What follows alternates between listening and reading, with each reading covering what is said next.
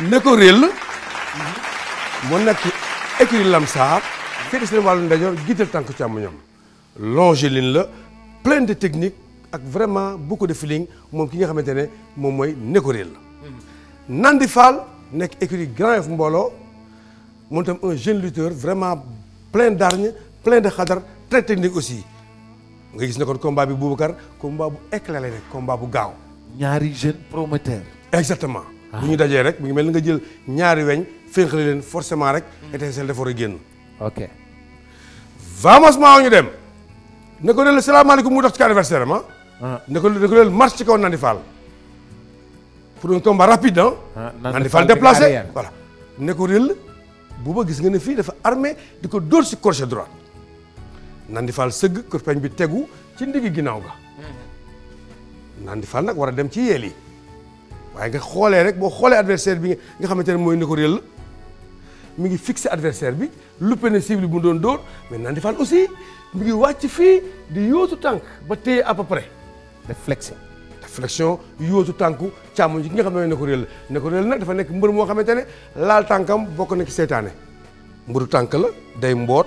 day padd day galajaane plein de choses de liggéey ci tànk yi. mais xanaa kon entraînement moo tax ñuy bëgg bëri def flexion. ñu naan leen wàcc leen si seen tànk yi tout le temps coach yi dañuy sonn. descendre sur vos appuis parce que tànk yi bu fléchir ci ngay gën a ëpp résistance que bu taxawee carrément. donc fii vraiment Nandi Fall position bu nekk baax na carrément mais adversaire bi mi ngi koy bàyyi xel.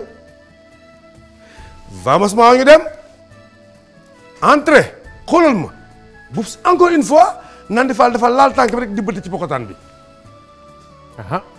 xoolal nag coup de génie bi nga xamante ne moom la ne ko réel di def ne ko réel mi ngi yóotu gaño fii.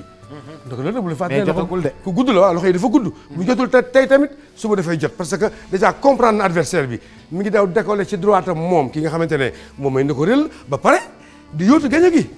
Nandi Fall di def percer sur les aisselles bëtt pokotaan mais tey jii booy xoolaat da ngay gis ne ko réel permettre ko mu jaar ci pokotaan bi.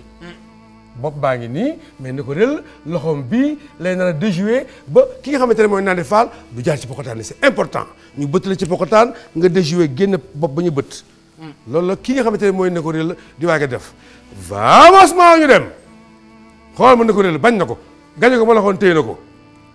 jàpp na voilà Nandi Fall comme que moo gën a gàtt bopp ba nga mu teg ci dënnu ki nga xamante ne moom mooy ne ko réel nag mu ngi ko téye taxaw di ko déglu. maanaam jël na onsam sànni ci géej gi njamlu di xaar jën bi accepté jën bi nag bu ñu xoolaat fii kon mooy ki nga xam ne mooy Nandi Fall. vamos ñu dem Mao attention jàppan ala macha allah booba. Nandi Fall dafa fekkatu. dindi loxo bi pousse loxo sa waay jàpp tànk. jàpp tànk ba pare bëtt pokotaan. ne ko réel accepté na l'action. un génie noonu la.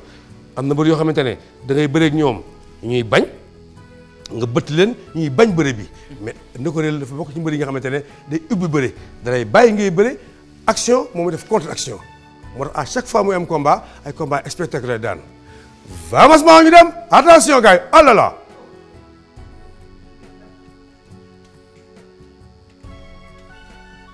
gis nga loolu de. dafa mel ni ku ñoddi ci ngembali yëkkati mu dem. maintenant Boubacar. ngemb la loxo ndajoor bi nga xamante ne moom la kii di ne ko réel téye woon ak bëtt bi ñu ko bëtt ci pokotaan anticiper ànd ak moom juwal ak moom def ko lu ñaan paddum njàllawle. paddum. njàllawle. paddum njàllawle. njàllawle. paddum njàllawle. paddum njàllawle maanaam padd la pare jàllale la. ok d'accord. tiim na ko léegi dara des ci lu àggali. chute bi Nandi Fall bañ na li mu mënoon lépp normalement dafa waroon daanu ba bërëngu.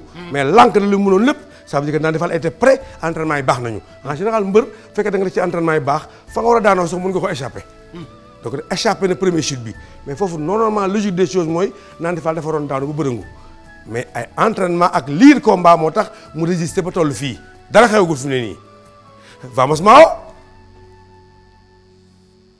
àggali yes plaquage den ak moom ralenti tout le combat éclairant Bouba lii moo fi xew. yóotante gaño daw ak moom xëcc. Nandi Fall préparé attaque am Nandi Fall mi ngi préparé attaque moom Nandi. sëq gaño attaque bi sànq la woon Nandi Fall sànq la woon xaar nga ba mu téye la ma ngay yóotu pour téye maintenant su loo def mu yëg ko nga dindi mu dindi voilà ak voilà nga wàcc bëtt ko nag léegi mu accepté Padoum Diallawle yeggali. c'est beau. c'est magnifique. waaw très magnifique.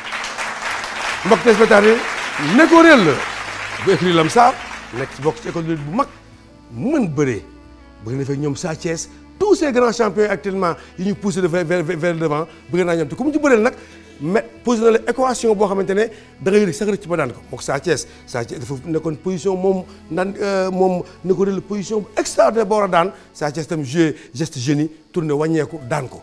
mais moom à chaque fois qu'il fait ses combats moom ay combats yu spectacle lay def ay combats yu neex comme boo gars yi Neko Rell bëgg Lamsar ni la daanee naan di faal jël bu set bee ci gars yi mu amul benn werante. son excellence Moustapha Gueye ci biir léegi Tigre mu indil ñu maanaam rubrique bu spéciale boo xam ni lépp loo xam ne dafay nekk ci biir làmb ji xëy na yéen du ngeen ko gis l'expert le consultant esqualité comme dit Fama moo ñëw leeralal ñu. jàngatal ñu ma bëgg ñu tàcc ko bu baax a baax. merci beaucoup chapeau. merci beaucoup c'est gentil.